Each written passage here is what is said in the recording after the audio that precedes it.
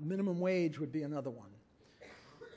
Ron Paul didn't stress this. He stressed the Fed, and I'll get to that in a second. But the minimum wage, a lot of people think that minimum wage is like a very good thing, and you're callous if you're against the minimum wage. And the way they see a minimum wage is sort of like, here's a floor on wages, and the higher you raise it, the more salary people get.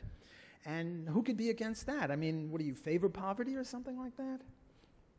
But the economic reality, the economic understanding of this is that it's not like a floor under wages, and as you raise it, it raises wages. Rather, it's like a barrier over which you have to jump to get a job. And the higher it is, the higher you have to jump to get a job. Because we economists have a theory of wage determination, and it's based on productivity, marginal revenue product. Wages tend to equal productivity levels. If my productivity is $5 an hour, this means that if you hire me, your receipts go up by $5 an hour.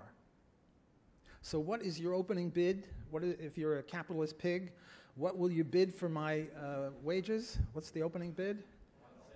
1 cent. The right answer is minus infinity. Namely, I have to pay you an infinite amount of money for the privilege of working for you, but I'll accept 1 cent as a reasonable facsimile, as a starting point.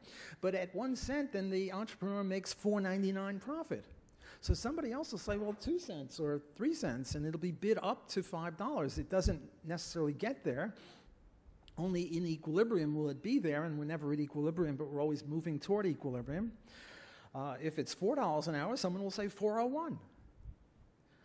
On the other hand, if the wage is $7 an hour and my productivity is $5 an hour, then anyone foolish enough to hire me loses $2 an hour and will have a lack of incentive to hire me. And if he's foolish enough to hire me, he'll tend to go broke if he does it once too often.